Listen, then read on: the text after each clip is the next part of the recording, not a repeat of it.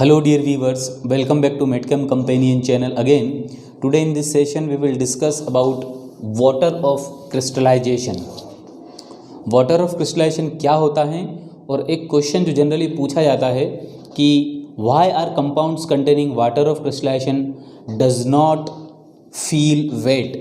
मतलब ऐसे कंपाउंड जिनके अंदर वाटर ऑफ क्रिस्टलाइजेशन मौजूद हों, इन कंपाउंड को जब हम हाथ में लेते हैं तो ये वेट फीलिंग क्यों नहीं देते हैं. So today in this session we will try to find out answer of all this questions.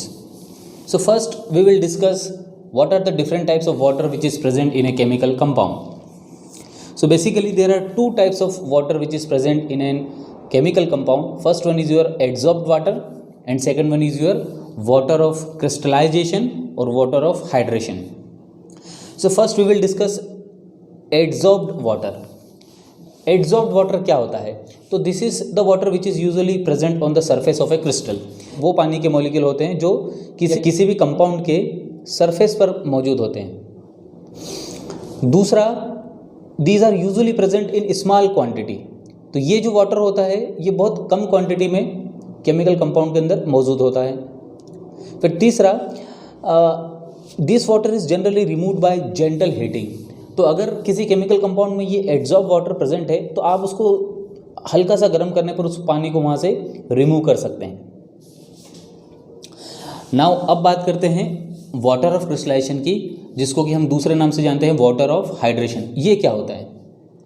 तो बेसिकली वाटर ऑफ क्रिस्टलाइजेशन जो है this water is usually incorporated into crystal structure. So first of all ये जो water है ये किसी भी chemical compound के क्रिस्टल स्ट्रक्चर के अंदर मौजूद होता है. Means it is not present on the surface of that chemical compound. दूसरा, this is usually present in larger quantity. Means ये वाटर किसी भी कंपाउंड में ज़्यादा क्वांटिटी में मौजूद हो सकता है. तीसरा, this water can be removed at higher temperature. और इस पानी को, ये जो वाटर ऑफ क्रिस्टलाइजेशन होता है जिसको हम वाटर ऑफ हाइड्रेशन भी बोलते हैं, इस वाटर को आप अगर रिमूव करना चाहते हैं तो आपको बहुत ज़्यादा हायर टेम्परेचर पे उस केमिकल कंपाउंड को गर्म करना होता है. For example magnesium sulphate heptahydrate, ये एक मैग्नीशियम सल्फेट का हाइड्रेट है. इस कंपाउंड में एक मॉलिक्यूल मैग्नीशियम सल्फेट के साथ 7 मॉलिक्यूल वाटर के जुड़े रहते हैं. और ये 7 मॉलिक्यूल वाटर अगर आपको इस मैग्नीशियम सल्फेट से हटाना है तो आपको जनरली इस मैग्नीशियम सल्फेट को 200 डिग्री सेल्सियस के टेम्परेचर तक गर्म करना पड़ता है. अब आप देखें यहाँ पर एक क्वेश्चन अराइज हो सकता है कि the boiling point of water is 100 degree, then why 200 degree Celsius temperature is required to remove this water. So इसका आंसर ये है कि this water is not present on the surface of that crystal, it is actually incorporated into the crystal lattice. So crystal lattice के अंदर मौजूद होता है, बहुत अंदर होता है. तो यूजुअली हमें इस पानी को अगर बाहर निकालना है तो हमें बहुत ज़्यादा टेम्परेचर पे इस कंपाउंड को गर्म करना पड़ता है. नाउ वाटर ऑफ क्रिस्टलाइजेशन की एक और खासियत होती है कि this is usually present in definite number of moles per mole of anhydrous substance. Means water of crystallization एक फिक्स्ड अमाउंट में ही किसी कंपाउंड के अंदर प्रेजेंट होता है. जैसे यहाँ पर हम देखें मैग्नीशियम सल्फेट के साथ 7 मॉलिक्यूल वाटर के जुड़े हैं.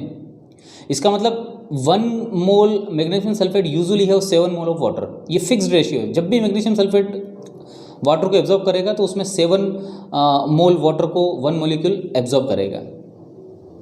इसी तरीके से यहाँ पर देखें सोडियम कार्बोनेट जो है usually 10 mole of water of crystallization अपने पास रखता है. इसका मतलब ये है कि एक मॉलिक्यूल सोडियम कार्बोनेट के साथ 10 मॉलिक्यूल वाटर के यूजुअली प्रेजेंट रहते हैं. इसी तरीके से यहाँ पर देखें कॉपर सल्फेट के साथ usually 1 mole 5 mole of water अपने पास रखता है. तो ये जो अमाउंट है ये फिक्स्ड है. नाउ वाटर ऑफ क्रिस्टलाइजेशन की एक और इम्पॉर्टेंट प्रॉपर्टी होती है कि this water of crystallization is usually responsible for the shape, texture and colour of that particular compound. अब ये क्या होता है तो इसको जरा एग्जांपल के साथ समझे कि here I have taken an example of copper sulphate. This is a anhydrous copper sulphate. Means इस कॉपर सल्फेट में कोई भी वाटर मॉलिक्यूल जुड़ा नहीं है, that's why it is called anhydrous. और अगर ये एनहाइड्रस कॉपर सल्फेट है तो इसका जो शेप होगा वो कैसा होगा, ऑर्थोरोम्बिक। और इसके टेक्सचर की बात की जाए तो वो होगा अमॉर्फस। और इस एनहाइड्रस कॉपर सल्फेट के कलर की बात की जाए तो ये होगा वाइट। एनहाइड्रस कॉपर सल्फेट में शेप, टेक्सचर और कलर इस टाइप से होते हैं। अब अगर मैं इस कॉपर सल्फेट में n molecule of water add करूं तो यूजुअली ये कॉपर सल्फेट पेंट्राहाइड्रेट बनाता है, जो कि अब हाइड्रेट्स हो गया, हाइड्रेटिक फॉर्म है ये। और जैसे ये 5 मॉलिक्यूल ऑफ वाटर अपने साथ अटैच करता है तो आप देखें कि इसका शेप अब कैसा हो गया, ट्राइक्लिनिक। इसका टेक्सचर कैसा हो गया, क्रिस्टलाइन। और इस हाइड्रेटेड कॉपर सल्फेट का जो कलर होता है वो होता है blue. That's why this copper sulphate pentahydrate is also known by the name blue vitriol. तो water of crystallisation plays an important role in determining the shape, texture and color of chemical compound. So this is all about your water of crystallization. I hope you understand the concept. Thank you.